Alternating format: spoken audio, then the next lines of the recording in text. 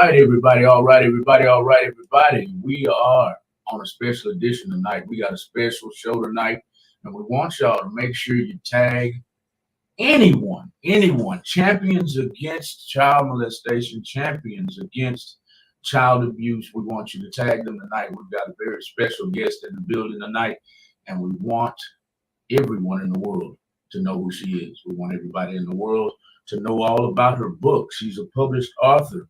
And while I'm talking about her being published as an author, I also want to give a quick shout out to the company that published her book. That company is called Hull House Publishing, everybody. That's a good friend of mine too, Miss Marcita Jordan. Hopefully somebody knows her that's watching on Instagram, Twitter, YouTube, or Facebook. Maybe y'all can give her a tag for me and we can get started with this thing. Forgive me for this glitch on my camera, but as long as you can see the guest, I'll be happy tonight.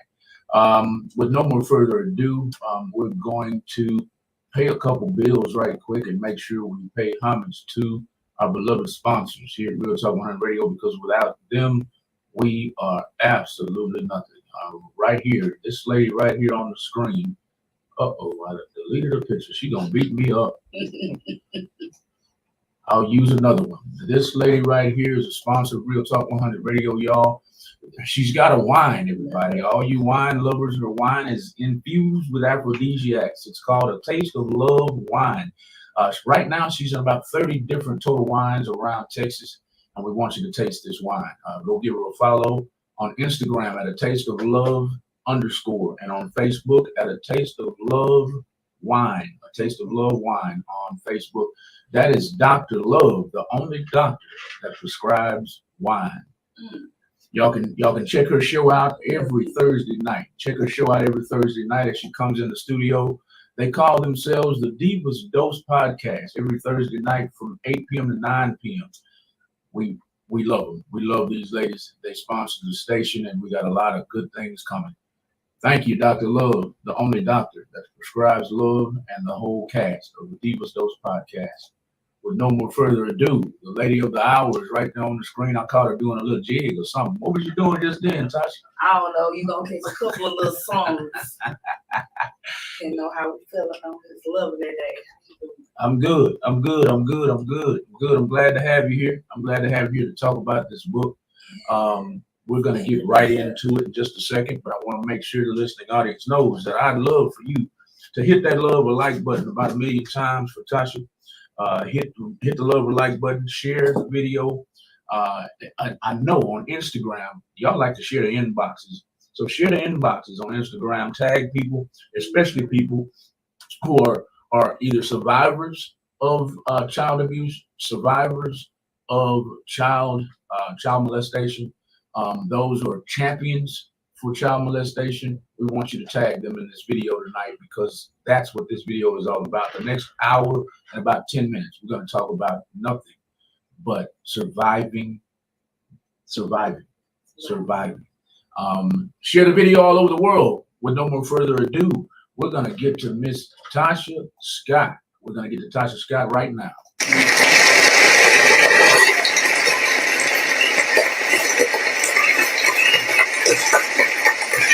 See that you were supposed to bow and do all that curtsy. Yeah. That's what I'm talking about. Yeah. Clown a little bit.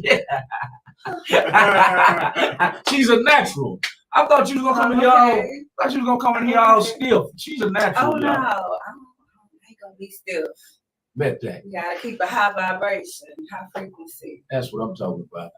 You said it was your first rodeo. I thought you was gonna come here like this. Look. Oh no. None of that? This is my first time talking about the book. It ain't my first time going live or just, communicating with people. I got a big mouth. And I'm very outgoing, so all right. I talk. I just haven't been talking about this subject. Okay.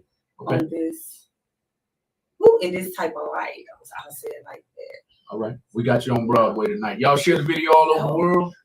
She's already got a round of applause. This is Miss Tasha Scott. Y'all go give her a follow. I'm going to put her follow tags up on the screen right now. Go give her a follow. Run her numbers up. Find out. We're going to find out in a few minutes how you can get this book. But follow her right here. Follow her right there on the screen. On Instagram at Pretty Thick Scott.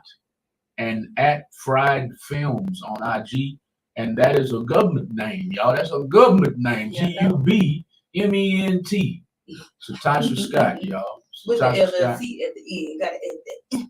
LLC on which one? Which one? Tasha Scott? Okay. Oh, no, you gotta put that on there. I just wanted to throw that out there. Okay. LLCs are very important. It's that type of time. All the time, all the time, all the time. Share the video. Here we go, y'all. Miss Tasha Scott is here. We're going to talk about her book. And before we get started, I'm going to ask you, first of all, to let the listening audience know what the title of this book is. So the name of my book is Book of Prayers, and it's Preyer, for predators, those nasty guys that come mess with the little kids. So it's pretty much about all the different situations I was in that caused me to be preyed upon. So I just go more into detail as to, pretty much answering that question, how did you get raped by so many people? Because once when I did talk to people, I did get that a lot. Like, dang girl, how you allowed to happen that many times? Like, right. I even asked myself that. So this book is pretty much just outlining all that, just letting y'all know all the different situations. So we can wake you up to different situations that you could be in or someone else could be in. Because it's a lot of things that happen in front of everybody. That kind of works with what goes on when they do attack. So this book just pretty much shines the light on all that and the things that should just, be a red flag to pay attention to when you are conversing with somebody, or if you just in an environment with somebody, you'll know to pay attention to these behaviors. Pay attention to the behaviors, and these behaviors are discussed in the book, correct? Yes, sir. And we're not gonna give up too many goods, right? We're not gonna do that. We're not gonna do that. Y'all have to get the book. You can get the book online on Amazon at this address right here. I'm going to put it in the comments. All you got to do is click the hyperlink and go straight to Amazon and get your shopping. That's what Tasha wants you to do. Right. And Tasha, is this the only place they can purchase this book? That is the only place they could purchase this book right now, unless you purchase it directly from me, and then it'll be a signed copy. You might even get a little bookmark. I'll make it a little sweet for you. Okay. But it depends on if I want to put myself in the doing all that shipping. But yeah, Amazon for right now, I'm gonna say, is it. I do want to get to the point to where I start shipping them out myself to do that, to sign them. But Amazon right now, you can look it up by name. So please follow the link, copy, paste, and go that route until we get it situated. I think if you go to Amazon and you search under the book genre and you keep looking, then you probably find it there. I believe that's what I was told. Okay. But other than that, that link is your best bet. The link is your best bet, everybody. And I have the link. If you're watching on YouTube, if you're watching on Facebook, the link is in the comments. The link is in the comments right now. I'm putting it on YouTube too. I'm not sure if you can click the hyperlink on YouTube, but the link is in the caption under the video on YouTube. I don't know if I can put it in as a comment and you can click on the link or not, but it is in the caption. So Amazon.com is where the book is right now. And the name of the book, once again, is Book of Prayers, How They Got Me. And that's prayers with Preyer. Very, very, very, very, very ingenious for you to spell it that way. How did you come up with that? But I didn't want to do like Book of Predators. I wanted to be different, and it's gonna be a book, and it's like we just gonna do the Book of Prayers. We just gonna, because I was prayed upon. Exactly. I was prayed upon, so we're gonna do Book of Prayers and gonna get them out there. So this book is about how they got you. Explain that to the listening audience. I know you already said it once. There's games played without giving up too much of the book. How did they get you? I'm gonna say they waited till my mama turned her back Okay. I'm going to say that that's the one thing they all have in common. That's the one thing all the purples have in common. They all, everything was around mama's movements. Like, of course, you can't do nothing around mama, so you got to act when mama's not looking and when mama's not there. Like, that's why it's never mama's fault, because they know when to act. So it was pretty much them just waiting to get me in that vulnerable moment. And some used, like some would try to see what they could do to get my attention or to see where I stood. I'm gonna say it like that. Like it's one in the book. I ain't gonna give too much away, but there's one situation in the book where I passed by this man a few days, and I wasn't interacting with him how I guess how he wanted me to interact with him. So I noticed he was switching it up. He was praying on me. He was trying to see what was gonna reel me in to get me going until he got to that point. And he was the only one. It was a couple of them. They all just found different ways to do it. A lot of them use money. You know, but that's, you know, it's pretty much it. So tell the listening audience now, you know, when we were growing up, I'm 54, I don't mind telling my age. When we were growing up, the neighborhood rumor was, you know, somebody is offering you ice cream or candy. It's a ploy behind that. It's a trick behind that. They're trying to lure you in. So I gotta ask, did they ever use candy and chocolate ice cream? Yes. They use that too. Specific. He ain't even listed in the book. I'm gonna give you this one. So it was this dude. His daughter went to school with us. She was friends with my older sister. They stayed in Year Village apartments, and he was the Cool Cup dude. Okay. And they used to sell like the little popsicles, 3 for 25 cents. Yes. So we used to always go there and get these little popsicles and these Cool Cups. But every time you went over there, like everybody, it was a rumor that he did the nasty stuff. First, I didn't see it. Then I started peeping game every time we go over here. He got a girl in his lap, or he want to smell your breath. And it's like, why are you smelling my breath? And his answer, his response every time he smelled our breath was, oh, it smells like pickles. I don't know what kind of pickles this man was smelling, but for all our breath smell like pickles, you lying. Pickles. But yeah, pickles. I don't know what was wrong with her, but that just stood out to me because I was like, this is so weird. And he always say pickles, like I'm checking myself, like I know I ain't like no pickles. But that was his way to get us in, and he joked with us. And once we did get in there, that's when he did his due. Okay. So once he got me comfortable enough to get in there, he got to the point to where when he smelled my breath that one day, I ended up coming by myself, because usually we come in groups because of course we knew the rumors, and I sometimes I try to take heed and do the right part, so we'll come with everybody. But that time I came by myself, and when I did, he asked if he could smell my breath, and I let him smell my breath, and he brought me on in there. So that's kissing all on me, and I'm shocked because I'm like, okay, where the heck did this come from? You know, and he closed the door, and he got me on that couch, and it's like when he got me on that couch, you could hear somebody move upstairs. Mind you, his granddaughter went to school with us, and the kids was always there. Okay. From what I was told, so they were upstairs. Wow. And I think one of the kids either came down or made a noise like right there by the steps, and he heard and jumped up. So I was literally saved by the noise upstairs. Wow. And when he did get up, because for one, he's big, he's heavy set, he got a big belly. So even if I wanted to do a little 1-2, it's like it was going so quick, I just couldn't catch myself. Gotcha. You know, but when the noise hit, I was able to, you know, get the heck up out of there and go tell them, yeah, that rumor is some truth behind that rumor. So the voices saved you that time? Yeah, whichever one of them grandbabies upstairs, they sure saved it, because he jumped up real quick and got the heck up out of Dodge. Well, that took a lot of nerve, a lot of courage to have your children upstairs and you downstairs doing.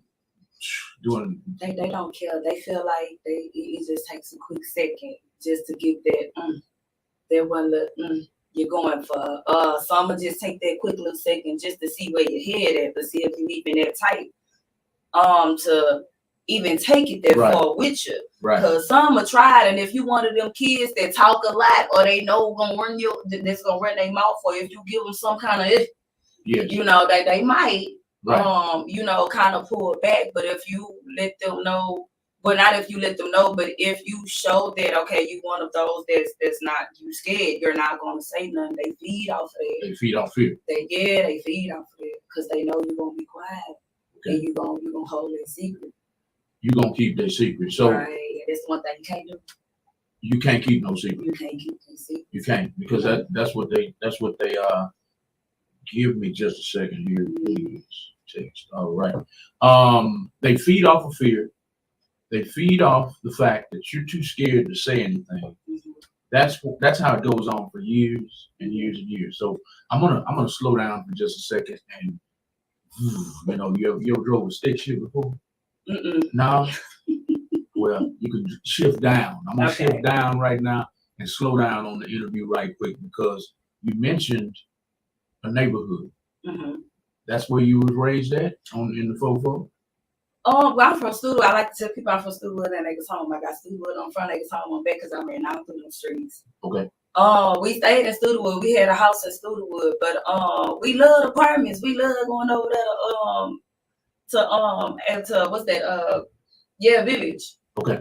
During the summertime. So during the summertime, you could tell us when you stay in your village. We was like one of the residents over there. We stayed over there. So okay. It was like a home away from home. But we was the oldest cousin, so we was always over there babysitting. Okay. All right. So you're a Northside baby. Mm-hmm. Long story short, Northside babies in the building. Yes, sir. Let the listening audience know a little bit about the Northside and growing up there outside of these prayers, these PREYERS. Was it good, bad, ugly on the North Side? It was ugly. Ugly. All of it? It was ugly. That's the hood. I ain't gonna sit here and sugarcoat that for you. It was ugly. Like, right. My sister boyfriend broke in the house. Because while we was there, like, as soon as we left, they ended up breaking in the house. Like, it was ugly.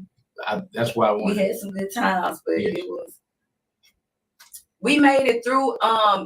It's easy to get sucked up in the things that go on around you, but I'm gonna put everything on my mama and say my mama did her building us up and letting us know we was better than the environment that we came from.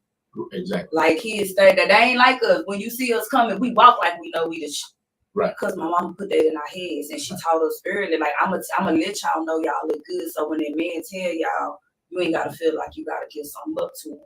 Y'all better than this. So we held that, and when females seen us, they knew that. Oh, they hated it, but they knew we weren't one of them hood chicks. Yeah, we got the hood in us. Right. But we stepping different because we way better than y'all. But you knew how to act. Right. She taught you how to act. Because like just because you in the hood don't mean you gotta be hood. Like everybody go through things. I ain't talking down on it, but it's a struggle coming up in it. So I don't want to claim no more struggles. Like, we out. Exactly. We did good. So don't turn back, right? Yeah, it was ugly. We made it up out of there, but hey, it was some ugly times. So good time. Mm-hmm. So home. My parents used to call it. You better act like you got some home training. Did your mom ever tell you that? Yep. Okay. And don't embarrass her. Don't embarrass her. Do not embarrass her, because she knows she taught you right. I'm from that era where you get whooped by the neighbor, because I was one of them kids that was like that cousin. Me too. You think mom ain't around, so you're going to take you're going to take them chances and do whatever. And walking down the street, we had this neighbor, rest in peace, Miss Barber. Baby, Miss Barber seen me and I was out there cussing. Baby, I got whooped by Miss Barber and got took home to my mama, and she put my butt because she like, I taught you better. Right. Like, you out here embarrassing me. Like, what are you doing? What are you doing? And she had 4 girls. Like, I got kids now, so I understand where she coming from. Now, when I was young, I'm like, man, she got this woman. She ain't killing me. I should have put her hands on me. Like, I ain't get it, but I knew to act right when I came down that street by Miss Barber. And Miss Barber was your auntie? No, that was the neighbor. She just stayed at the end of the street. That's how it was. She just stayed at the end of the street. She spoke. She did whatever. Like, we knew who she was. She wasn't no stranger. So her actions was valid. Yeah, her actions was valid. You take a village. You was fast, like they used to call it? I don't think I was fast, because I ran from boys. I hung with the niggas. I jumped fences. Okay. Like I ran with the niggas. I did what the niggas did. Like I ain't hang around too many females. Gotcha. I hung in the streets. Like when I got in high school, I hung with some females. But shit, growing up, we hung with the niggas. We was out there playing football and doing stuff like that. I was one of the thugs. I was a little tomboy. So since you brought that up, I have to ask. Mm-hmm. Earlier, you brought up someone. No, I'm sorry. No, you didn't. I cheated and read some. Okay. I read some of the book. Okay. So without giving up too much of the book, you mentioned that someone you trusted approached you and attacked you. Mm-hmm. Was that one of the guys that you were kicking it with every day? So towards the beginning of the, say it again. At the beginning of the book, I flipped through it. It was either at the beginning of the book or on the backside bio. The first like 3 pages of the book or the bio, you mentioned someone that you knew and loved and trusted and never thought they would have done that to you, did that to you. Was that one? I did not love that nigga. Oh, I'm sorry. Excuse me. Can I say that? I try to stay away from the N word, but this is an after dark show, so you do not have to censor yourself. Okay, good. Yeah, I ain't like, okay. So at the beginning, I'm pretty sure we're talking about the situation that actually motivated me to write the book. Was that the situation? And it was someone I considered a friend. We were actually in now that's what I do want to touch bases on this with the book, because like that situation, that was actually somebody I was in a friends with benefits relationship with. So that's why I kind of hit kind of different, because it's like it's not one of these relationships where like we don't see each other, we don't do that. No, like you're actually the guy I call up when I wanna, do this, and you hit me up like, nigga, I'm pulling up all at your job, and so for it to get to that point to where you can't take it when I say no, it's like, dude, that's crazy. That's crazy. I ain't never understood it. That's crazy. Yeah, I'm still trying to put my head around it. But I mean, it's said and done. I just take it as people crazy, and the way hormones hit. I don't think there is no stronger rush than that hormone feel. I don't think it is, because it's a lot of people that can't control it. It really is, and I don't know. I'm gonna just say that's one of the scariest parts for me, because I feel like the hormones are so strong. Some people just can't fight them. Can't fight them. Can't fight them. Yeah. On that note, while I was in college, I did some case studies on rapists and murderers, and you're right. They said, if they let me out of here, I'm gonna do it again, and they already know that. So cut it off. You gotta cut it off.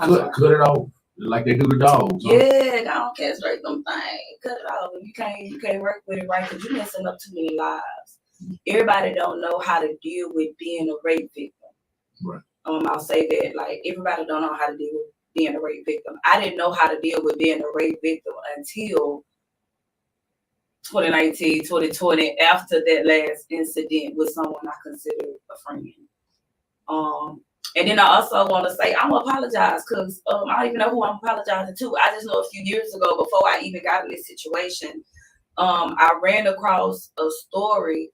And if I'm not mistaken, it's with the Nicki Minaj and her husband, and the lady that wrote the book about how he molested her, did something. And I was in a state of, oh my God, that happened years ago. Like, why she still whining? Why she still this and that? Looking over the fact that Nicki and her husband was being a hold on bullet. But I was just so hell bent on the fact that it happened to me years ago. I'm not messed up about it. Like, I don't wear it on my shoulder. So I just figure, everybody should be like that. Like, that's not something you carry around you. Until that incident in 2019. And when that incident hit, it took me in a whole downward spiral, emotionally, as I'll say. And then I found out how you could still be in that mind frame after all them years. After all the years have gone by, you're still stuck in some ways. Yeah, because the only thing you're doing is suppressing it. That it's still there. You got to do something with it. Right. You got to do something with have it. a release. Yeah, because constantly putting stuff on top of it, because that's all I was doing. Right. I kept trying to put stuff on top of it. We're going to forget about it. We're going to talk about it.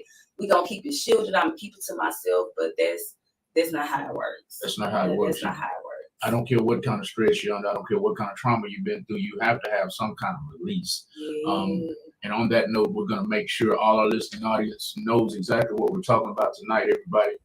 Thank y'all, Instagram, thank you, Twitter, thank you, YouTube and Facebook for tuning in tonight. I want to make sure you know exactly what you got yourself into tonight, because I know, especially Instagram, I know y'all are very quiet.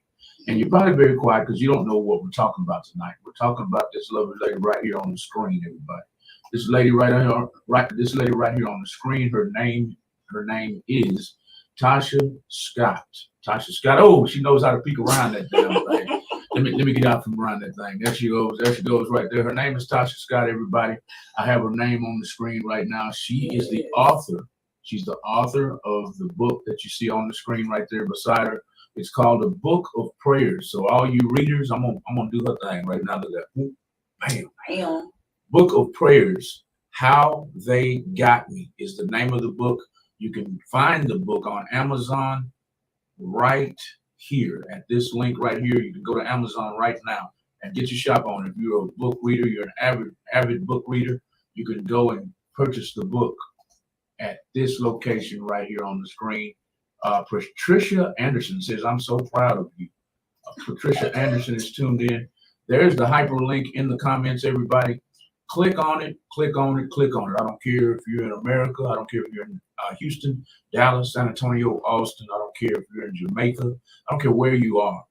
You can go to Amazon and purchase this book. It's a very good read. It's called The Book of Prayers by Tasha Scott, everybody. Tasha.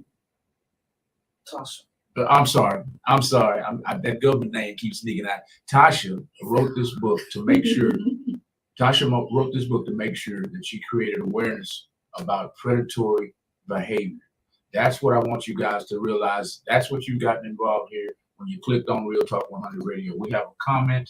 That comment says, I got rid of my child anxiety, depression, autism, fibromyalgia, psychedelic therapy, rheumatoid arthritis, autoimmune disease, and ADHD, brain fog issues through the help of Check Him. This is spam. You got me to read all that. I thought that was something. I thought she was saying. I thought that was a whole breakthrough. I was gonna say, he tricked me.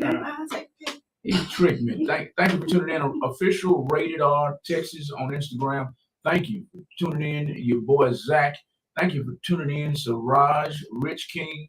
Thank you for tuning in. XXX.Snowcone. Thank you for tuning in. Care Bear, Texas. DJ Game Type Mode DJs on this boy on Instagram. Thank y'all. Y'all share this video to several inboxes. If you're on YouTube, share the video wherever you are, wherever you may be. Share it for us. Now let's get back to this interview with Tasha Scott, the author of The Book of Prayers. Here we go. Now we've touched on quite a few subjects already. We touched on where you're from. We touched on how you thought you grew up. I said, was it good, bad, ugly? And you said downright ugly. There was another part that I read about in your bio, something about, you being in and out of foster care, alternative schools, alternative schools. No foster care. I assumed it was foster care. No.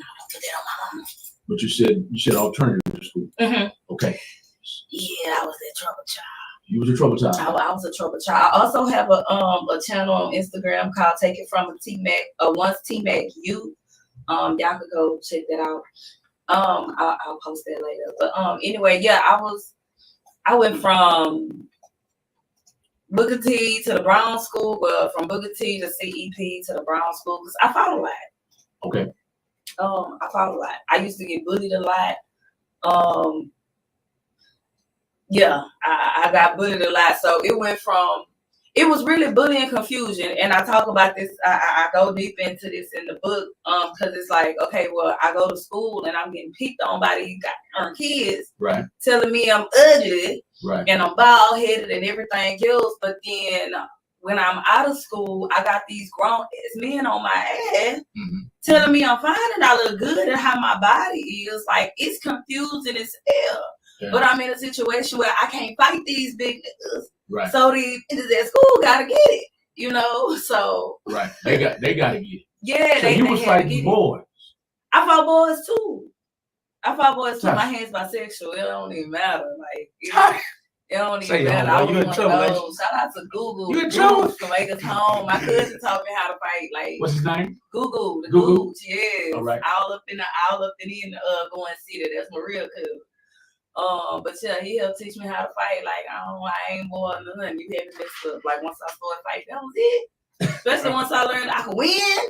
Oh my God. Oh, they messed up then. Some of them didn't have nothing, did they? At all. It had nothing. Just a bunch of talk, huh? Man, that was it. I think I caught my first L. Me personally, I feel like I caught my first L in high school. Okay. With this one chick, and that was it. And I literally got pushed in my back right into her, and she smacked me, and the fight just went down here from there. But other than that, everything below high school, I was whooping everybody. Okay. Alternative school is what we're talking about. Oh, I'm sorry. I'm getting all into the. Well, that's what got me there. I'm sorry. That fighting got you into alternative school. Mm-hmm. Too much fighting. Yeah. So you get to alternative school. Please tell me nothing happened that wasn't supposed to happen. What pertaining to the book? Oh no. In alternative school. Okay. Nothing happened in alternative school. Mm-hmm. All right. Good thing. No, it was some good guys in the alternative schools. It was. Awesome. Were you in alternative school in Houston? Mm-hmm. All right. Give them a shout out. What school was it? CEP. I don't even know if they still operating right now, but CEP, and then the Brown School is a mini juvenile. Mm-hmm.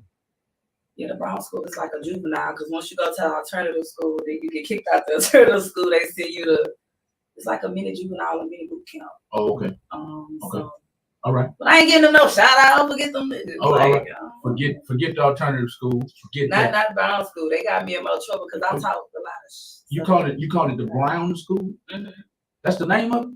Yeah, that's what we called it. The Brown School. Yeah, right. It was called the Brown School. I don't even know the real name of it. Before we get back to your book, any parents out there in the community right now, no matter what side of town, no matter what state they're in, give them some advice if they have a child, a wayward child that's fighting too much, that's skipping school, that's, doing all this kind of stuff. Give them some advice right quick. Choke them. I'm being dead ass. I'm being dead ass. Like, choke them, beat them down. Because this my thing. I've been there. Yeah. I've been there. When my mama put her feet down, that's when I changed. And I say choke them, and I don't mean, and I'm not promoting no kind of abuse whatsoever. However, I do promote discipline. Right. I promote discipline because there's too many kids that don't get disciplined, and this world is full with a bunch of criminals that got single parents that do not discipline them. She out there working and taking care of the house, and you ain't got time to discipline like she need to. But that's right. Discipline, beat that, choke them out. So you think a real good ass? Yeah, man. I called my mama. I called my mama a female dog one time. My mama choked me. The red thing started popping up in my face. Like, I couldn't even get the whole word out my mouth. And all I remember is her coming down on me like this. And she had tears in her eyes, and she was saying, "I will take you out this world." You call your mama a bee? I did. I bet that was my last time. And she tried to choke the life out you. Yep. So you think, we're not promoting. That's discipline. We're not promoting child abuse. So don't go to blasting nobody. Right. We're not promoting child abuse. I feel like we're promoting discipline. We're promoting discipline. I feel like you have to discipline a child at the same level of disrespect that they're giving you. Right. Me calling that's disrespect to the utmost. Beside, like right above that is hitting her, and I damn sure ain't gonna do that. Right. So disrespecting her at that level, she was supposed to come home. Yeah. Because if she didn't, for one, my mother she's short just like us, and my mother has 4 daughters. So if she let me get away with this, she got 3 other daughters that's coming up.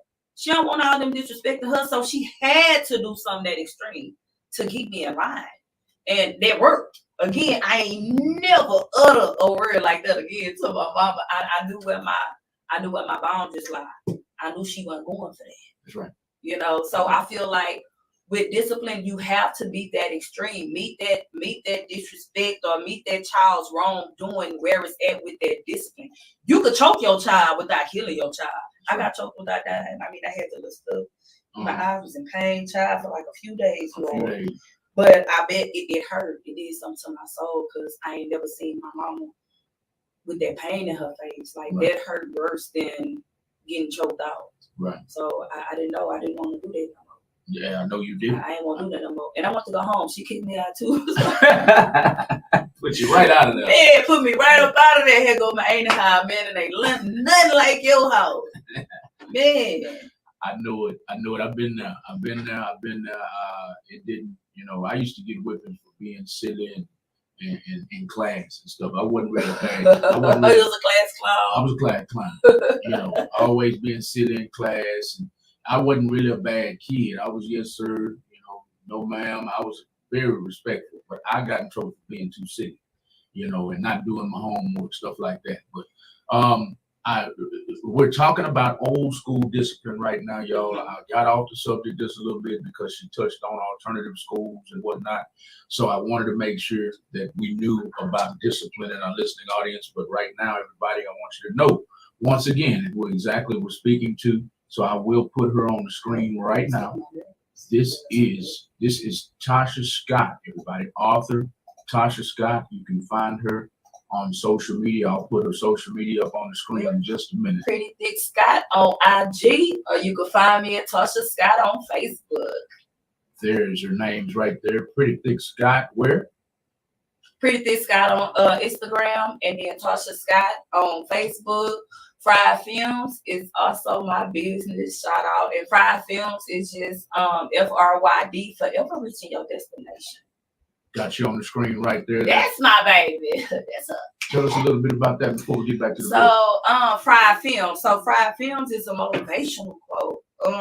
Forever reaching your destination. So coming up, I didn't have a dream. So I didn't have nothing to reach. I just knew I wanted to survive. I knew I wanted to make it. Like when I was younger, I didn't see myself as an adult. So why am I gonna plan to be a grown up if I don't even see myself as a grown up? Right. But once I did get past the bull crap or whatever, once I had my baby, I started living. I'm gonna say that I felt like my life had a little more meaning to it than what it had before. So I started creating a path for myself, and the path was just to do better. So with that Fried Films, it's just for anybody that's going through anything. Like, don't stop your life. Like, had I took the time and planned out my life and give myself and actually have a dream, I probably would have been better off, or I would have got to success quicker than what I did, had I had that plan. Yes, so the Fried Films is just to motivate anybody that feel like, oh, you don't have no path in life, or you don't know where you're going. Baby, create that path and you reach for whatever it is you want to do. You find something that's going to make you happy, something that's going to encourage you to get out of bed every morning, something that's going to put a smile on your face, and you go for it. You go for it, and you stay helping around you. Love it, love it, love it. So before we get back to your book, what exactly do you do at Fried Films? Fried Films, baby, we take pictures. I do hair. I make ads. I'm working on making commercials. I've been to film school, so I can start making films. That's the goal. I would like to make like all the stories of my life that I have. Like I'm like Tyler Perry, I'm coming for him. That's where my head is. So Fried Films is me. What you call it? That speaking. What's that word I'm looking for? Speaking something into existence. Yeah, that's what that is. We prepping for it now. Okay. Because once everything started to get rolling, maybe that Fried Films gonna be something big. We gonna be right down side of Tyler Perry Films. Like, what's up? I like that. I'd like to be right there with you. But that's the plan. Yeah, that's the dream, because I feel like I've been through so much. I have so many lessons within me that I do want to bring to film to help the next person, because that's my goal in life. I just want to help somebody make a name for myself. I want my what's his name from not 300. From Troy. I never seen Troy. Achilles. So in Troy, Achilles goes to his mother and he tells his mother about the battle that's about to go down in Troy, and she tells him, you know, if you go to Troy, you might not make it from Troy. However, if you go to Troy, your name will be remembered for the rest of your days. Like that's what I'm trying to get to. Like I ain't trying to die, you know, but I do want to get to that point where my name is remembered on this earth and it's remembered for something good. Remember something good instead. Yeah, I want to leave a legacy. I want to leave a legacy. That's where I'm at now. Like that's what my life consists of. I feel like I was a young child. Like I wanted help. I didn't know how to ask for help sometimes. So I want to be that person that's there, you know, that people could go to and that's okay with talking to, you know, and I can help somebody and I can pull somebody out of some situation. You know, like that's the only thing my little heart just desires right now. I just want to help somebody. Help somebody. That's it. I just want to help somebody. On that note, we're gonna switch gears again, and she wants to help somebody. Y'all remember that when I come back. But right now, I have to. I believe this is your mother. She's saying a little funny joke here. I thought it was funny. She said when you called out her name, she said yes. Yes, she was bad, and I put a perm on my head when she did that. Is that your mother? Is that Patricia Anderson? Is that your mom? Oh, I thought that was your mom. She said, I did what? That's my cousin though. Oh, so the the Gooch, that's her big brother. Well, that's her little brother. Okay. Yeah, that's Pat. That's OG Pat. OG Pat. OG Pat. She'll know that taught me how to fight. OG Pat. OG Pat, you're more than welcome to call in and explain yourself, because I assumed you were mom. Yes, she was. Yes, she was. My mama better be on there somewhere lurking. I assumed it was your mom, because she said after you did that, she put a perm on her head. So, yeah. So I thought that was your mama. Now I want to know what you're talking about, Pat. The call-in number is scrolling at the bottom of the screen right there up under your nose. It is 832-560-2885. While we're waiting on her to call or not, we're going to get to Miss Tasha Small as well. She said, amen, sis. Amen. Hey, that's my sister. That's your sister? Yep. So with no more further ado, y'all, we're talking about a book of prayers. The book that you see on the screen in front of you, this is the author of the book.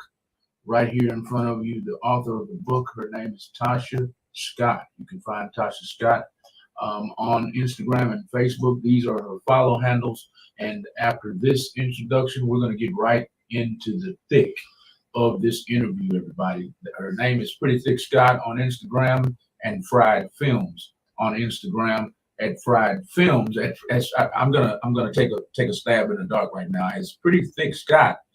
She talks a lot about her book. At Fried Films, she talks a lot about filmography and videography and photography. Okay, so go and follow Fried Films. And graphics. And graphics. As well. Go and follow Fried Films. Just look for this right here on Instagram and Facebook, Fried Films. Fried Films, tell them one more time what that stands for. Forever reaching your destination. Forever reaching your destination. There it is on the bottom of the screen.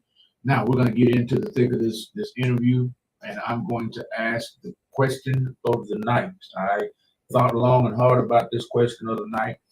We've touched on why you called it the Book of Prayers. If you missed that explanation, I'll get her to say it again here in a minute. But the question of the night is this, Tasha. Okay. What is your message to the unsuspecting parents who allow any and everybody around their children? Just keep your eyes open.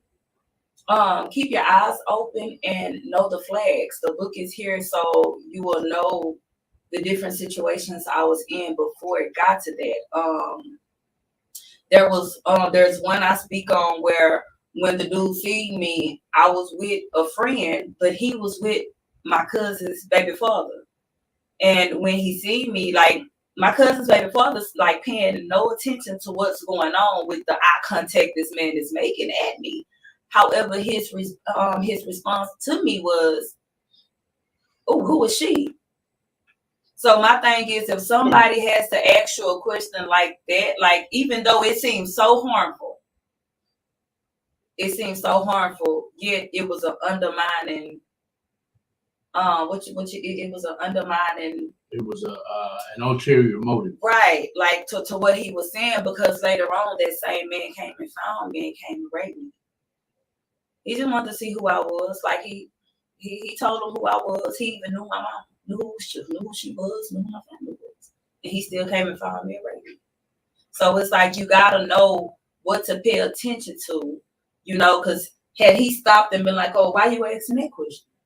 Oh, why you want to know that? Why you worried about this kid? Because we teenagers. It's a whole grown man. Right. Why you got questions like this? Like, it's okay to ask them questions, because at that point they'll know they can't go further. You're not gonna allow them to take them routes you're trying to go. They'll see that child has some form of protection around her, so that'll stop them before he feel like he could go any further. But because it was nobody paying attention to them flags but me with the eye communication and me not being able to express that at the moment, like, you'll never catch it. How old were you then? I was about 12. 12. About 12, 13. And he making freaky eye contact with you. Right. Well, I say 12 years old. Say some of you freaks need to get castrated. I'm telling you that now. Y'all need to get it cut smooth off like a dog, so to never be used again. I've never, I'd like to touch on the fact that this is not something that just happens to females; it happens to males. Oh, it's definitely not. It's not. There was a situation that happened a few years ago with me, and I took it to social media. And the response and the output I got back was over freaking whelming, because not only did I have the stories and now about the women, the men were actually talking. And it's crazy because I knew it happened with me and I knew it happened with women, but I didn't know it happened so much within the men, and then seeing the type of men that this is coming, that these stories are coming from. It's totally crazy. Like, you will never know who goes through what, man. Like, that's crazy. And I feel like men have it worse because men are taught that they are men. They can't express themselves emotionally like we express ourselves. That's right. So they talk like we teach ourselves to cover stuff up. Men are taught to cover all that up right off the rip. Right. So I feel like they already got the. We'll sit there and say that ain't never happened. Right. Just to cover up our masculinity. Exactly. And then that's another thing y'all gotta worry about too. Because some people get raped, and some people get raped or be in a situation where they end up being molested or something, and they'll probably fold. Or some might go out, like some will do good, and get past it, but then some might go down that route of, okay, well, I want to date men now. Right. And go from there. Like, I heard that. That's the only reason ain't not the only reason. I was about to say that's the only men I know. I'm gonna say that's gay story was, oh, well, I got touched when I was little, and I'm gonna say the men I came across because I asked. Right. Because I be wanting to know, because I know why I like girls when I was little, but I be wanting to know, like, what makes a man gay. And I'll start with the story of being touched when they was little. I have not talked to one man yet that just told me he was gay because he just wanted to be gay. I talked to one person that told me that, and it was a female, and she was just like, oh, I have a lot of brothers. And I see my daddy, he had a girlfriend, she had a big booty, so I just thought, I just talked to girls. That was literally the only person. Other than that, everybody else that was gay started off with a I got touched story. I got touched. Right. So it's like, I don't know, like, men have it hard. Then you got to go through, I don't know, then the whole gay thing, another. Right. I don't know. I just feel like it's with men with the whole rape thing, with men getting raped by men, even with men getting raped by females, because that's possible too. You got some nasty females out here that touch on kids. I tagged a buddy of mine. Mm-hmm. His story, I hope he's listening. His story is, he's not shy about it, so I'm not saying nothing insensitive here. His story is, he's public with it. He says that a woman, he was like, I hope you're listening, homeboy. Call in if you're listening. I'm going to estimate the age. He was approximately between the ages of 13 and 17.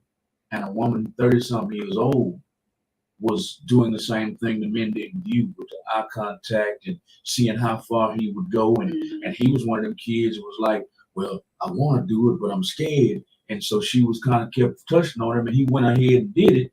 But still now today, at 37 years old, he's still stuck. Like, but he's married. He's adjusting well.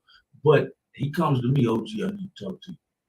Man, I'm struggling right now, man, because he'll go into lapses, where he gets stuck. So he comes to me.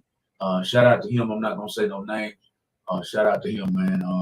I'm teeing up talking about it because he really, when he gets stuck, it's emotional. Very. Right.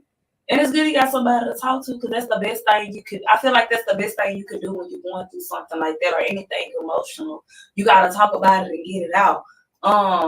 Like how you just said, you ain't saying nothing that's that's insensitive. I feel like anybody that's been raped or that's been molested or anything is not insensitive to talk about it.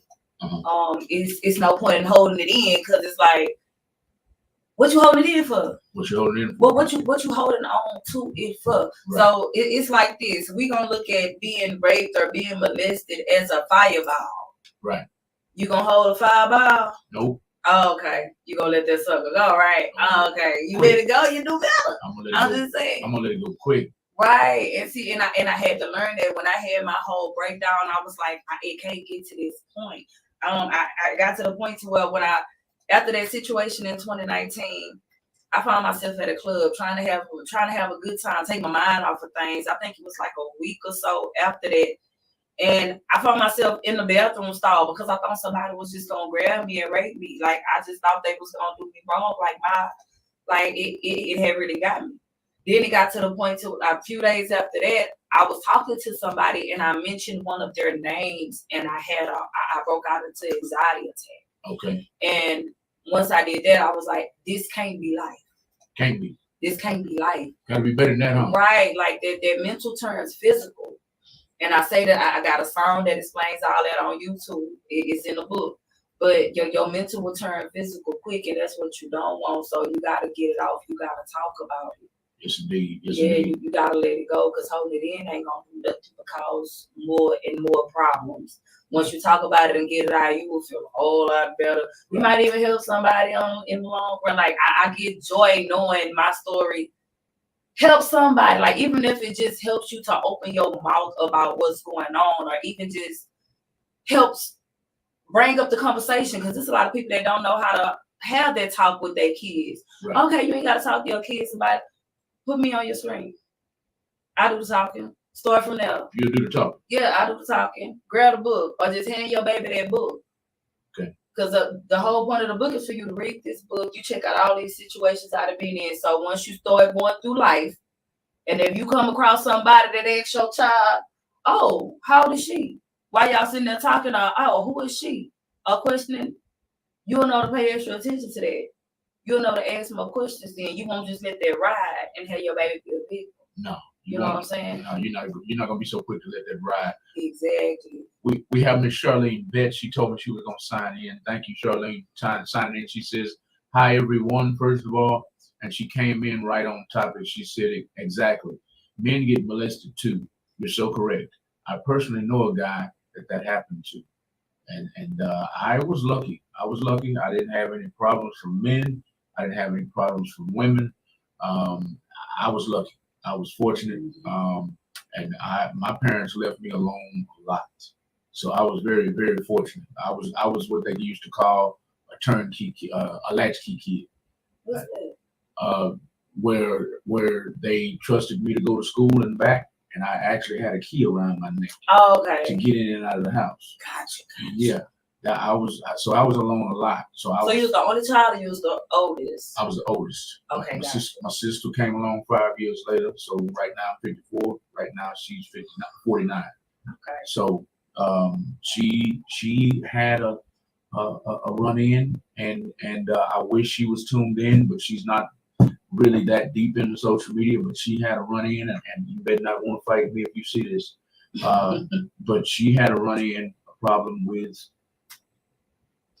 I'm not sure if I should say this, but somebody in the family. I won't say if it's a grandpa or uncle or cousin. I won't specify, but a family member Don't be saving nobody in my presence. Forget them. If they did wrong, y'all better let it be known. Y'all gotta stop holding these names. That's why people be repeated offenders. I'm just saying. Right. I just wanted to go and throw that. I was like, don't. You ain't gotta give up his name. No. The family knows. Okay, gotcha. I just don't want to blast it on social media. Right. The whole family. We inform the whole family. Gotcha. So everybody is kind of feeding with a long handle spoon right now. But this was a long time ago, and she struggled with it.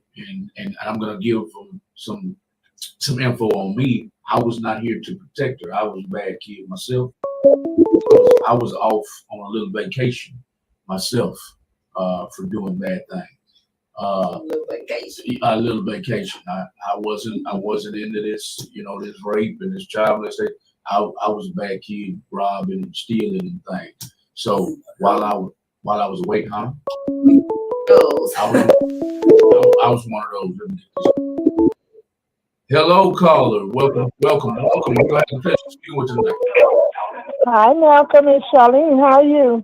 I'm fine. Do me a favor before we continue. Whatever you're on, your phone or your laptop, turn it down a little bit for me. There's a lot of interference. Gotcha. Hold on. How are you guys? All right, Charlene. All right. What's on your mind tonight? I agree. I was going to tune into this. I'm against molestation against anybody. And I'm also against molestation. Malcolm, how I am. And especially when it comes down to children, adults, anybody. But also against hurting kids, or stuff like that. I don't condone it. I myself exposed a family member. Unfortunately, the family didn't believe it, but I exposed a family member. And to this day, I've forgiven that family member. But what that family did was not right to me. And it left scarring because I was upset and constantly trying to figure out what did I do to deserve this, which it was nothing. I never did. It wasn't my fault. So I'm definitely going to buy that book because I didn't have a person like her. I was healing on my own. Me and God did this, But as far as I would advise anybody to speak out, don't let them get away. Do not let them get away because you don't deserve to be violated by anyone.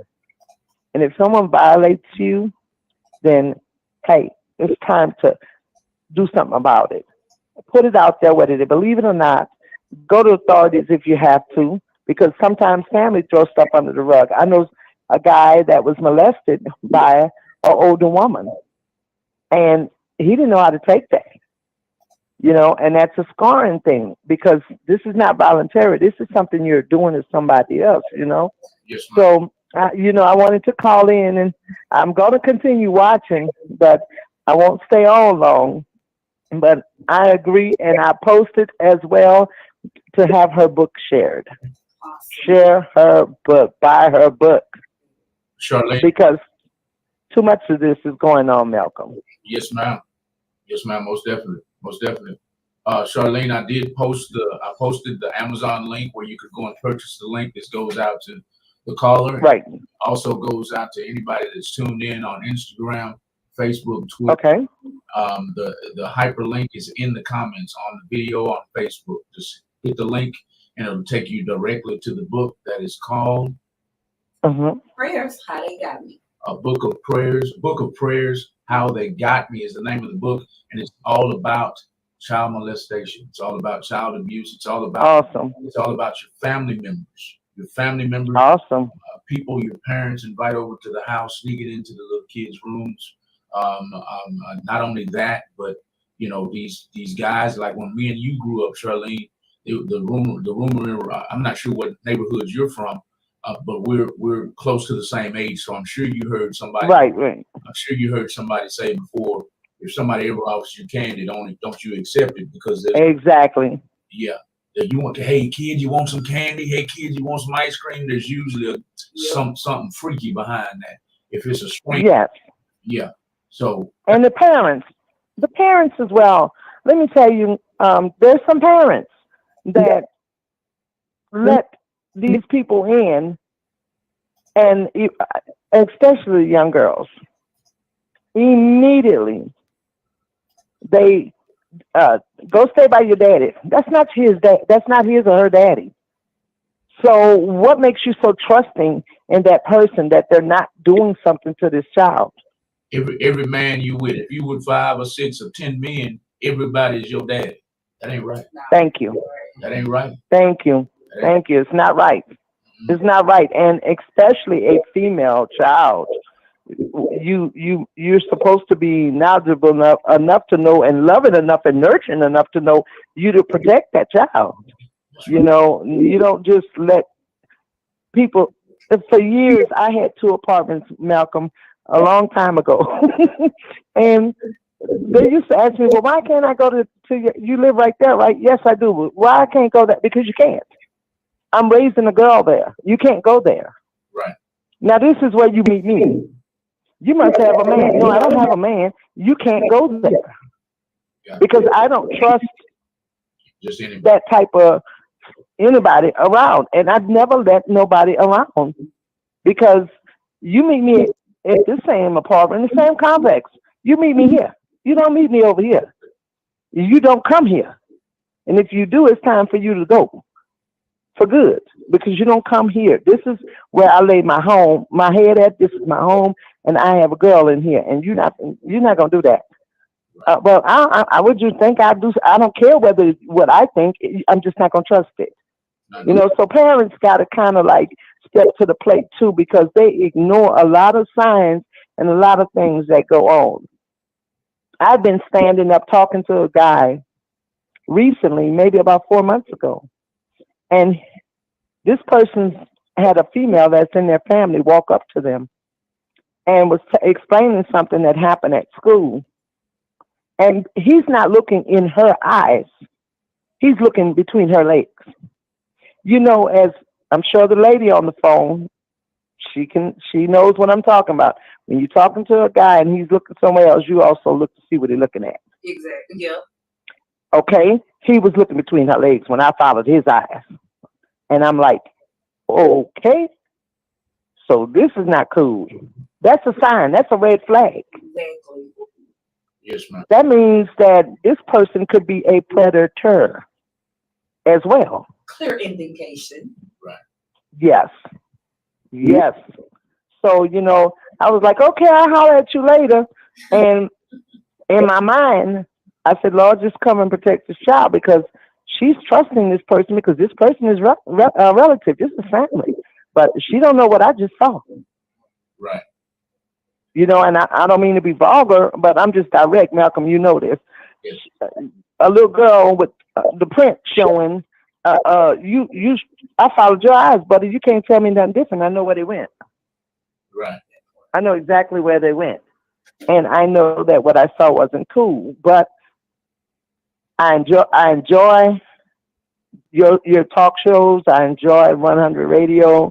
I enjoy your guests. I think it's awesome what you have done with the book. And thank you for awareness because so many of us need awareness. And hey, I'm going to share and have others to share too, even to read the book because it's a lot of stuff that we should be helping one another with instead of fighting against one another, you know? Yes. Because we may save some children. We may save somebody's adult life that they're not healed. So everybody don't know how to heal, and there's no time frame on it. Right. You know, so y'all be blessed. Charlene, before you go, we're coming down to the end of the interview, but you said something. Okay. But you said something I want you to answer right quick, and then I'm going to let you go. Okay. You said you had to out a family member. In a lot of cases, when children out a family member, the family is in denial. Did that happen to you? Exactly. That's exactly what happened. Okay. And I got labeled as well. A troublemaker. That's it. Okay. And I got labeled as a liar. Okay. So then now you got two sides of the family and everybody calling me a liar. And I'm a troublemaker because now I've come forward. But I came forward as soon as it happened because I know what's wrong and what's not right. You weren't trying. And it's You wasn't trying. Right. You wasn't trying to hear that. I'm gonna hurt you. I'm gonna kill you. Or I'm gonna end. Oh, Malcolm, you know me. You Look, got, you got, there's nothing that you're gonna tell me when I know something is wrong Right. that is right. And I'll tell you how it starts off with friendly behavior. It starts off with a pat on the behind where you shouldn't put your hand right. on my behind. I'm your family. Right. Okay? Then it started off with doing certain little gestures, little things to do, for you, and I was a child. Mm-hmm. I had to do things that I, was told to do. Not vulgar things or nothing as in molestation, but I had to do things as I was told to do. Yes, ma'am. Or I would catch a whooping, and I didn't want a whooping.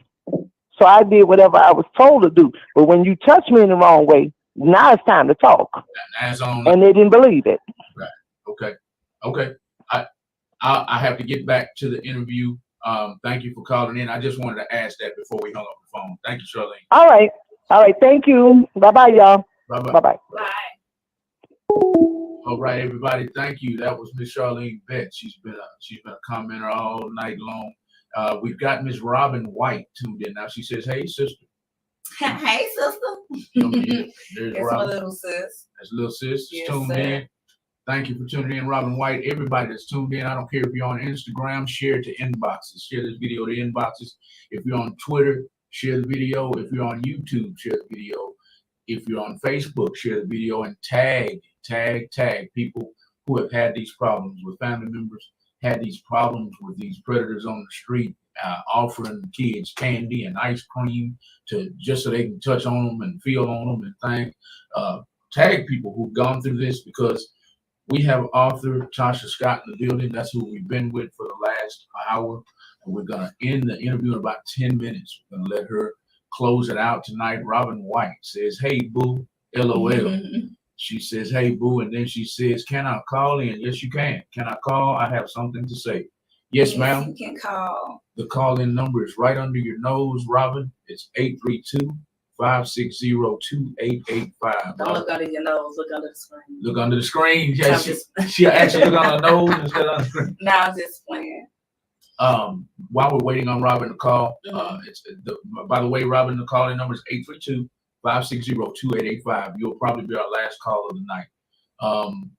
To end the show, okay, the last question I asked you was, Robin's not playing.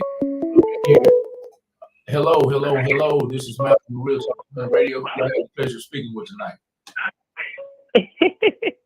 She said, like you don't know. Hello. Hey, the way you laugh, it's like I've known you my whole life. You Robin, ain't you? That's right. Good afternoon. What do you have to say? I just kind of wanted to chime in to publicly say that, Tasha, I am very, very, very, very proud of you. When I first read the book, I actually read the draft before. I haven't even read the book yet because the draft made me cry. So I'm going to just be honest, y'all. I have not even opened the book because when I read the draft, it was probably only 2 of the incidents that I knew about. So I was more hurt because I was mad and just hurt that my sister didn't tell us. And it was a lot that we didn't know. I felt like we could have came together and whooped these niggas, but that's another story. But I just wanted to call in and say that I love you.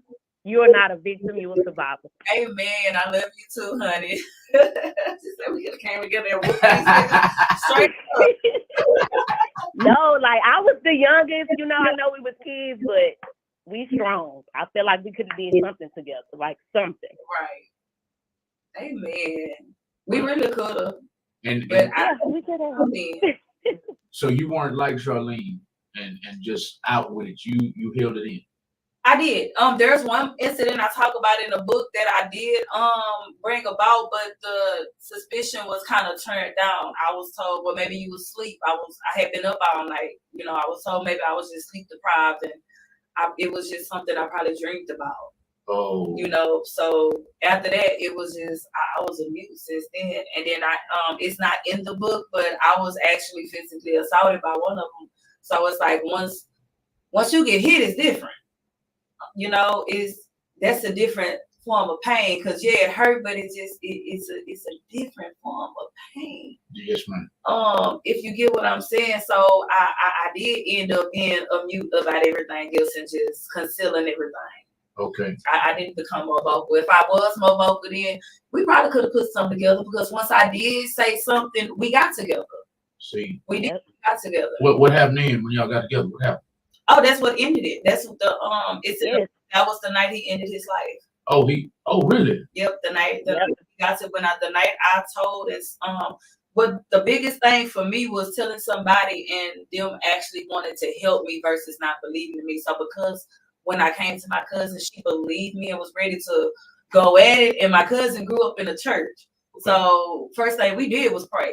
And we went in there like she the baby. So we was still trying to shield her from everything, you know, but we all still got together and everybody had a weapon in their hand except my cousin. She came in there, she was armed with the Bible.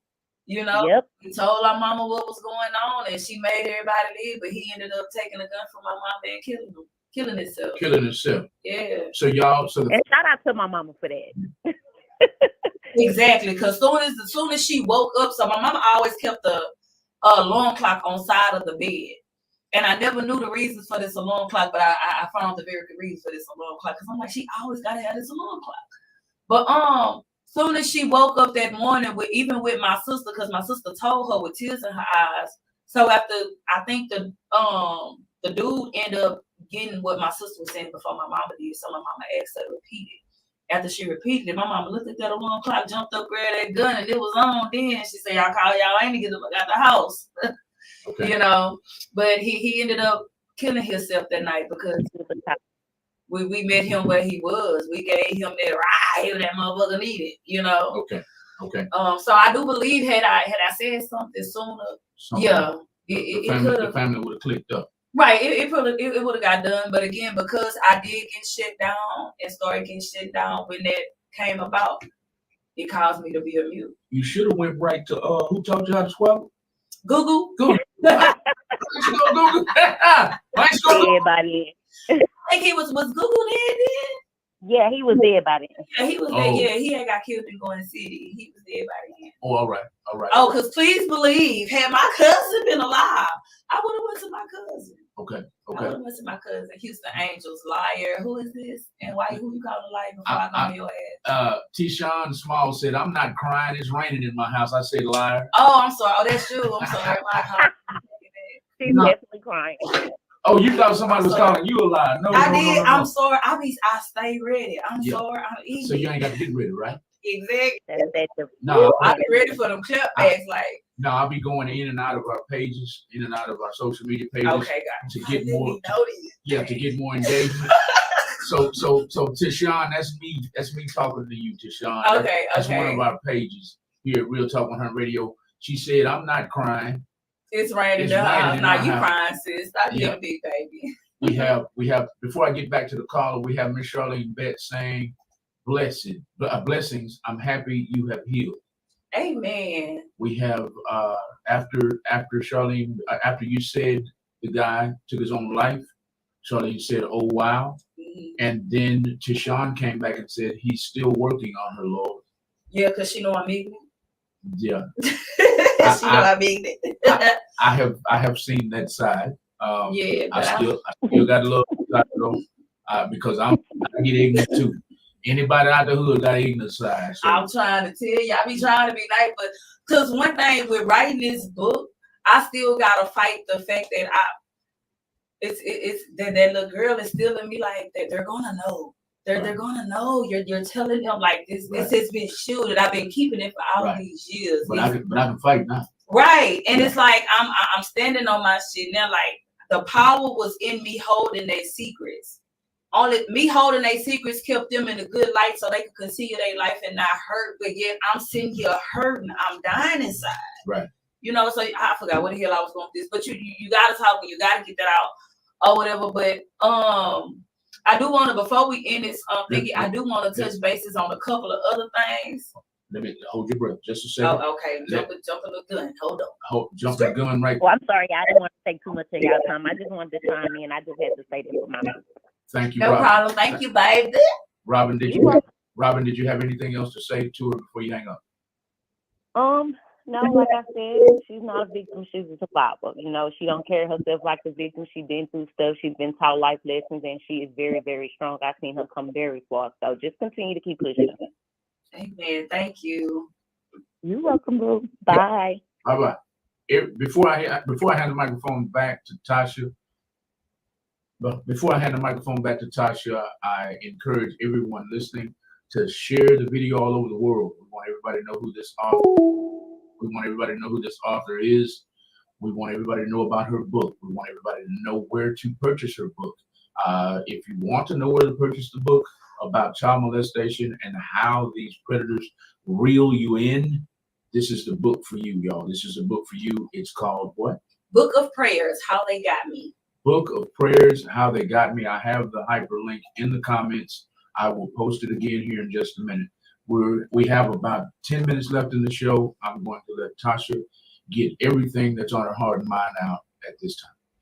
Okay, so I do want to touch bases with some of the things Miss Charlene was saying. I jotted down a few notes that I do want to take the time and touch bases on. So she was like, you know, when you come out about the family, when you come out and tell the family about a family member that touched you, we often feel like the family swept it under the rug.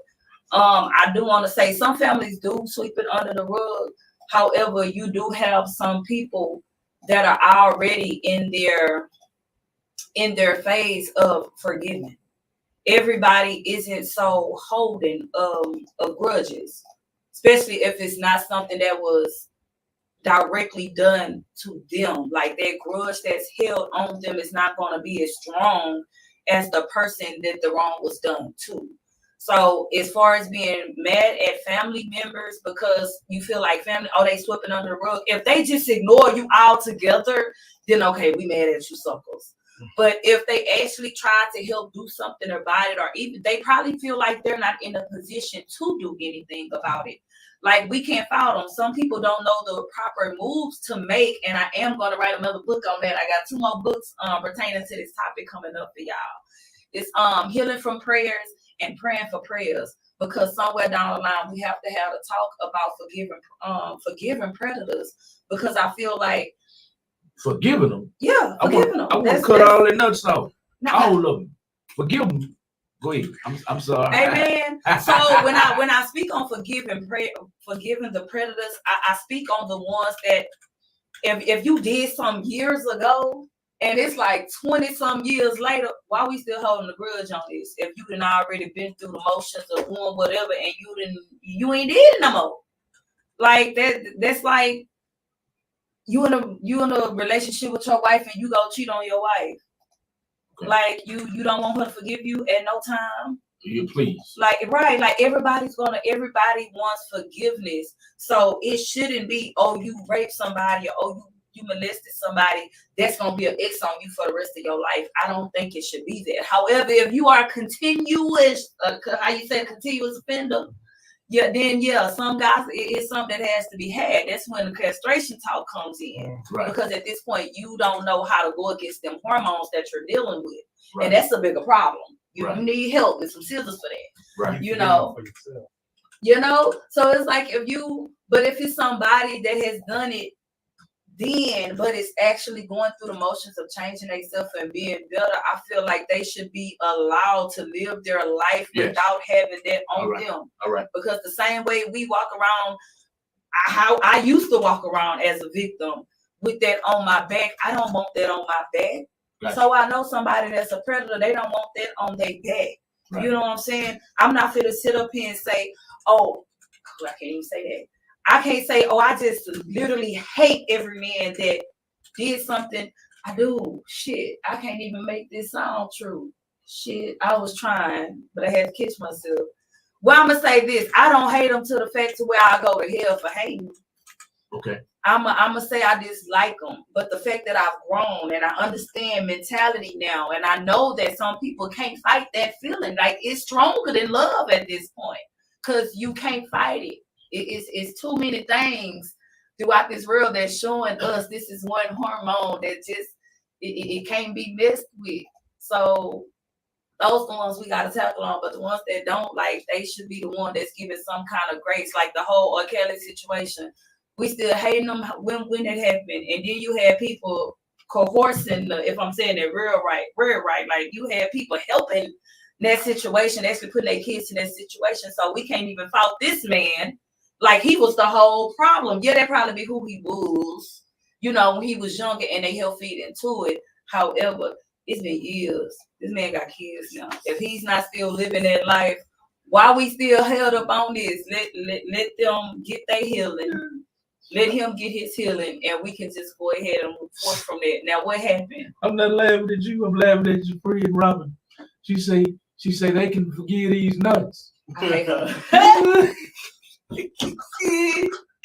Robin the fools. They can forgive these nuts. Yeah.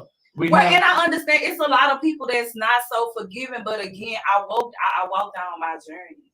I walked down that healing road, and I know what I'm gonna hold on to. I know what I'm not gonna hold on to, right. And I know what I want to be around me and to be in my circle. And holding a grudge against somebody for these reasons is not within me no more. It took a lot out of me. Like I'm sitting here in front of you. I'm talking with a smile on my face. It ain't no time to cry. It's no time to do nothing because we've overcame. They're controlling you at that point. Right. That's why I say you gotta talk it, because when you hold it in, they controlling you, and you it's just a hindrance to you. You're giving them power. Exactly. And you gotta take your power back, put a name on it, say what they did. All they can say is, oh, I didn't do that. You know what they did? Be willing to go toe to toe with these suckers. Like, don't fold. Even with the kids, with little kids. I feel like when I was younger, had I known about paying attention to my surroundings and using my voice or using other things as weapons to try to get out them situations, I probably could have got some help. You know what I'm saying? Like in my book, it's a situation where I'm like, I'm in the truck with this nigga. I know where we going. And I'm looking at the woman on side of me because he's trying to get me to do some nasty stuff. But I'm wishing, hoping, and praying she look into the truck. And it's just somebody driving. But I'm wishing she look into the truck so I could give her some form of gesture so she'll be able to stop the truck, do something. You know what I'm saying? So I do want to take the time to say, like, any kids, if you got somebody out here doing you wrong and you feel like somebody's not going to believe you, take drastic measures. Take drastic measures. If you are at a family member's house and you just scream, such and such touching me. Yeah. They not gonna think you crazy. They gonna get to the goddamn bottom of this, because baby, you got these aunties these days messed up. Yeah. Some kids feel like, oh, mama ain't gonna listen. I bet your auntie will. Yeah. You got aunties messed up, and your uncles. You got them messed up. Get dramatic. Stop touching me. Like exactly. Like who is that? A comedian. Stop touching me. Right. Exactly. Like even older guy. Cat Williams. No, older. I can't believe Earthquake. No, got in trouble. He was in the news. I can't say his name right now. It's a couple of suckers. Eddie Murphy, Cat Williams. No, he did the hey, he did the voiceover for Fat Albert. It's fat. Bill Cosby. Bill Cosby. One of his skits. Stop touching me. Oh, see, I ain't seen that. You ain't seen that one? Oh, it's funny as hell. It's funny as hell. But that's definitely a route to go. Right. I feel like even with my kids getting in trouble at school, and they be like, well, mama, the kid hit me and I hit him, they got in trouble. Okay, well, be dramatic. That way the teacher will know what's going on. Next time he hit you, yell it real loud. All she gonna say is, why he hitting on you? Right. She can't say, well, stop yelling. No, figure out what you're yelling for. Right. Especially, and then if you feel like somebody you related to is not gonna believe you and telling your story, go to a stranger.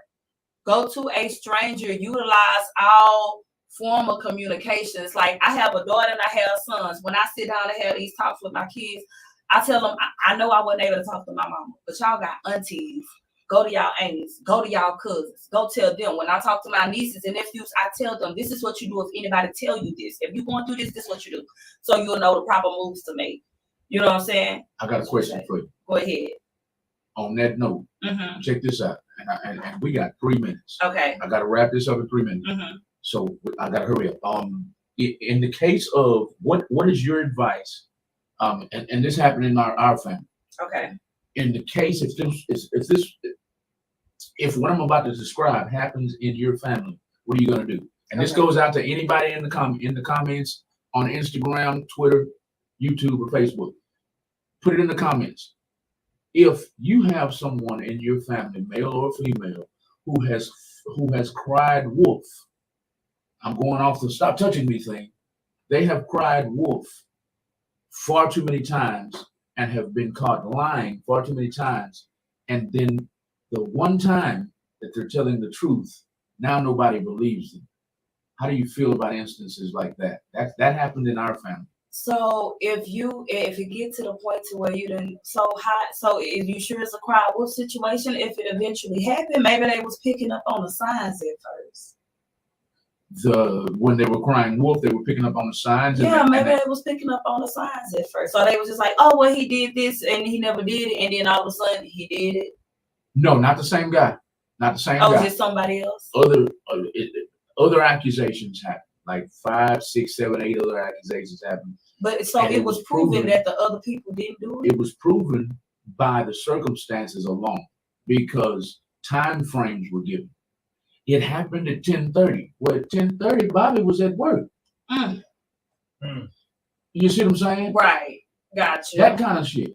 So when it finally happens and it's proven that it actually did happen, and people are saying, okay, now you just full of it. Now you just trying to get somebody else in trouble. We're not believing that. What do you say? Are they supposed to brush them off like that? So I wouldn't say we gonna ignore nobody's report of abuse. Yet, being that she's cried wolf a couple of times, I can understand being on the ropes with everything. But I would just say you gotta come with hard evidence at this point because your word isn't as valid as it could be. You know, with all the lies you told, especially with something this serious. And then with lying on somebody, saying that they did this and that, if it's proven that they didn't do it, I feel like you should get your butt whooped. Because at the end of the day, if you say a man did something, they world going to shits. Yeah. Like their world's going to shit. So if you lying about them doing something, your world needs to be going to shit. It's like it's only right. It shouldn't be no double standard. Right. Because it's wrong on all levels. You shouldn't lie and try to mess up somebody's life like that. Exactly. But then again, like you still gotta tend to the mentality of the person that it was done to. Like it's the reason she was lying, saying that they touched her or something or did something. Like what's going on with that at this point, or is she mentally stable? We surmised that she wasn't getting enough positive reinforcement, so she was purposely seeking negative. That's what we withdrew from the situation because it's a baby. Between the age, not put an arrow on anybody's heads, between the ages of 10 and 20, actually 10 and 19. Okay. That's when the accusation started and stopped. I'm not sure. I'm not going to say if they continued or not at this point. But. So I would say if time is the only thing that's getting you to not believe that story, I don't know, especially with a 10-year-old, do they understand the concept of time? I don't know.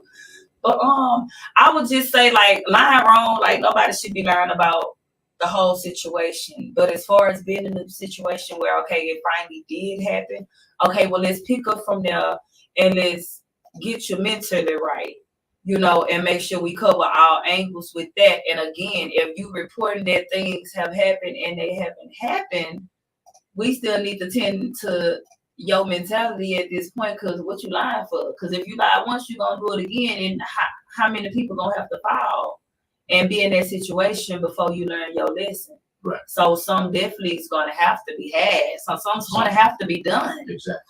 Because again, men or women in that position will get the bad end of the freaking stick once they do that. So the person lying has to, they gotta suffer some kind of consequences. Exactly. They got to, like, it's only right. It shouldn't be, oh, you could lie on me and be set free. No, that's not right. It's not right at all. At all. It's really not. So I could sit here and I could talk to you until 1 o'clock in the morning about this subject, and our listening audience could probably do the same, but we'll come down to the end of this interview. And I would like you to say anything at this point that we did not touch on, that you would like our listening audience to know about either Bride Films, the book, or review. I'm gonna end with this. What's put on my heart to say was pay attention to your sons. It's a lot of kids, not a lot of kids. What I'm trying to say with this. So if somebody told you, oh, your son's soft, or you got the little pretty boys that we raising, you know, your son handsome, and if you got people that tell you, oh, he's soft, or he need to be like this or like that, baby, cuff them type of kids. Cuff them type of kids because they tend to be the ones that deal with people trying to touch on them, because the pretty boys be the ones that get it. Granted, everybody will get it, but it's pretty much them little pretty babies that are so cute. Them suckers be going for. So y'all cuff your babies and make sure y'all talk to y'all kids, even if you just started with, are you having sex? You know, just start the conversation. And if you need to if you need to tell somebody that something is going on with you and you don't know how to give it out, let it out. Use all forms of communication. We talk. You could send it in a text, write a letter. I tell my kids all the time, you ain't got to talk to me. You got aunties, utilize your aunties. Write it in a letter. Tell me what's going on. If you can't tell me face to face, write it in a text. When it came to my book started as a letter to my mother because I couldn't tell my mother. My book started as a letter. I took that letter and I still didn't want to hand it to an end. I felt real. I felt a little creative, so I wanted to put it in a poem. I expressed myself better in poems. Okay. And after making it a poem, I took that poem and I turned this poem into a song, which is on YouTube. And it's called Misunderstood My Life by Pretty Thick Scott. And it pretty much outlines some of the things in this book, not all of it. Of course, we don't get into too deep of details, you know, but then it went from that song to this book right here. So my story has transformed from this letter. So I encourage anybody, it's more than one way to tell your story. Just let it be told. Don't keep it in, because holding that stuff in is going to hurt you more than help you. Right. Mental turns physical. Again, I just told y'all, I just said a man's name and I had an anxiety attack. Because mental do turn physical. So get it out. Holding it, keeping it a secret, like it's a baby, you just want to shield it. No, you embarrassed about it, it makes you feel bad. Baby, that's okay. Let it out. Let it out. Talk. I encourage anybody to talk. Tell your story, because the more you tell your story, the more it'll be out. You won't have that on you no more. And all them crying days, that's going to be gone. Don't nobody cry. I mean, I ain't going to say don't nobody cry over this no more, but of course we crying. I'm just at my healing stage, and I just want everybody to get at this stage, because baby, it feels good. Yes, it feels good. It feels wonderful. You put all that bad stuff back on them suckers that it came from. Say their name, say who it was, say what they did. What you keep it a secret for? You better let go of that fireball. Let it go. Let it go. You better let go of that fireball. Go get your I don't want. Never mind. I'm gonna go ahead and say it. Go get your firearm. Yeah. And stand right in front of them and say, exactly. Why you do that to me? They're right there. It's time to pay. Yeah. And I'm not saying shoot nobody. I'm saying you need to tell me right here in front of the whole family. Mm-hmm. I'm just saying to grab something if you're scared is what I'm trying to say. Exactly. And then that talk, I'm gonna touch bases on that real quick, because that one-on-one talk with somebody that hurt you. Mm-hmm. I talk about it in the book as well. I got that. I got that. And when I tell y'all, after I had that one-on-one where I could sit there and ask him, like, I was only 13. Right. Like the same guy that shot himself? Oh no, that sucker right there on the front that's in the wheelchair. These handicapped people, y'all gotta watch out for them suckers too. I found that fool that was in a wheelchair working at a goddamn hamburger store on Lil Yo. Oh, okay. And I went on in there and I just had to ask him, like, what was your point? This man had nothing to say. He had nothing to say. I know he didn't. He had nothing to say. But like what threw me off when I first mentioned the things we used to do, the motherfucker smirked. Don't get bastard. Yeah. He smirked like he was remembering some good times. Yeah. Huh. Mm-hmm. That ain't how I remember. So that was kind of did something to me. But but after that whole talk, and it wasn't even that long. But after that talk, I went back to that car and I sat down. It's like I had a quick rest. It's like everything just lifted from me. I felt so exhausted. I felt like I had been running a race. Mm-hmm. I felt like I had been running a race. I was out of breath. My body just sat there. And I was loose. I felt as light as a Free. feather. Yes. Free. I was. It felt so good. And that was the same name that I mentioned that sent me into an anxiety attack. I went and had that one whole one. Okay. And good for you. all that went out the door. So now I'm able to talk with a smile. Good for you. I've reached my healing point. So I encourage anybody, if they do it, baby, say their name, what you holding this before they go that 5 hour. Go get that book. Please go get that book. We all can be healed. We reaching to be survivors. Not victims. Because it's no more victims in 2024. No more victims. Own who you are. Don't right. let them keep that from you. Y'all go get that book. You if you look for it on Amazon, you'll have to go to the book genre and go down and look for that book. You can also click on this link. Please copy and paste that link. It'll take you straight to it. Get that book. If you soft at heart, baby, you will cry. Because I let it all go. I really did. And I hope y'all take everything, get that book, and y'all keep it in a little pocket in y'all mind. So when y'all get in these situations, y'all will be more aware of y'all surroundings, your kids surroundings, the grandbaby surroundings, anybody surroundings. Like y'all will know what red flags to look out for. And that's the whole deal in a nutshell with this book, is to let y'all know what to look out for. So nobody else will have to be in these situations. You know what I'm saying? Because again, no more victims. No more victims. No more victims. No more victims, everybody. No more victims. It's the last message of the night by author Tasha Scott. Amen. And if y'all ever meet me, please don't call me Shatasha. I just had to put Shatasha on there for legal purposes. My name, Tasha. She a fool. She a fool. To the commenters, Miss Robin White. I'm not ignoring y'all. Miss Charlene Betts, I'm not ignoring y'all. I was just trying to close the show out. I made sure she got an extra. I made sure she got an extra 40 minutes in her interview.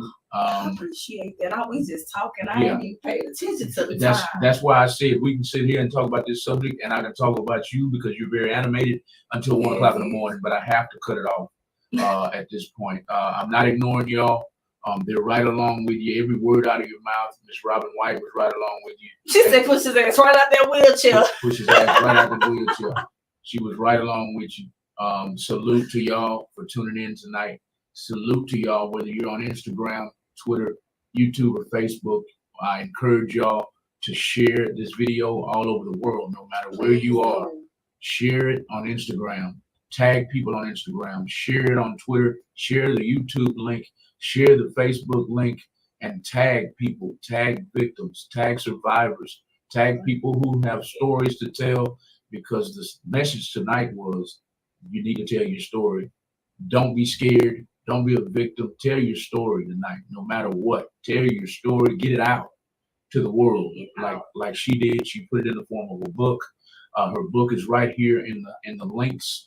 Her book is right here in the links in the comments. If you're on Facebook Live, all you got to do is go to the link in the comments and just hit the link. It's going to take you right to the website, which is Amazon.com. You can shop right now and purchase this book that tells all about how you can protect your children from predators who prey on them, prey on their weaknesses, they prey on their vulnerabilities, they prey on their naiveness. And she named the book Prayers, Book of Prayers, not like Book of Prayers, Book of Prayers. They're preying on your children, and she's talking about it, telling her story, telling you how to stop them from preying on your children. So share this video all over the world. This has been another edition, another interview with author Tasha Scott. I have her information on the screen. Go and follow Pretty Thick Scott on Instagram and Fried Films on Instagram. And although she does not like me using her government name, it is Tasha Scott, not her government name as I have on the screen right now. It's Tasha Scott on Facebook, Pretty Thick Scott on Instagram, and Fried Films on Instagram. Go and give her a follow and go and get this book. That's all we got tonight. Tasha, give him a holler. Good night. Give him a wave. Good night, y'all. Thank y'all for tuning in. Go get that book. Grab y'all a tissue and don't sit it on the shelf. It's not one of those. Robin said, LOL, wait till he find out all our names. Oh, She's laughing. oh no, wait. Let me say our names real quick. Go ahead. So you know I got 4 sisters. It's Shalita, Sharika, Tasha, Robin. Woo, wait, man. Shalita, Sharika, Tasha, Sharika. And she said it without getting tight tongue. Y'all share the video with Patricia Anderson. Share the video, Robin White. Please share. Tag every family get that member book. you have. Every family member you have. Tag them Charlene Betts. That's all we got tonight, y'all. We'll see y'all very, very soon. We'll see y'all tomorrow night from 8 p.m. to 9 p.m. on the Divas Dose podcast right here on Real Talk 100 Radio. And we want you to see who the sponsors are one more time. They have their own wine. It is infused with aphrodisiacs. They will be live right here at Real Talk 100 Radio tomorrow night. That means it'll get you worked up. It'll get you worked up between the legs. Y'all better go get that. It'll get you worked up. It sure will. This is the wine right here. It is in 30 different total wines around Texas. Go and get you a bottle, and you will get the feeling. I promise you that. Taste of love. This is the only doctor. This is the only doctor who prescribes wine. Her name is Dr. Love. Y'all go and get you a bottle of wine and pay attention to her show tomorrow night. Tune in to her show tomorrow night from 8 p.m. to 9 p.m. It's called the Divas Dose Podcast. This is the only doctor that prescribes love. Go and check her out at www.atasteoflove.love on her website. Follow her on Instagram at atasteoflove__ and Facebook, atasteoflove.wine. We'll see y'all. We'll see y'all very, very soon. Good night, everybody. Good night.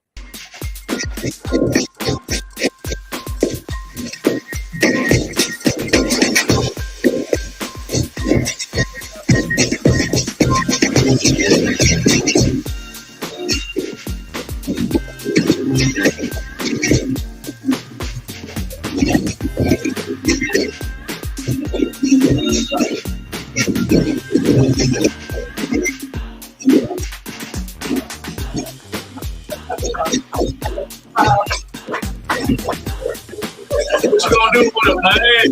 Gonna do with a man?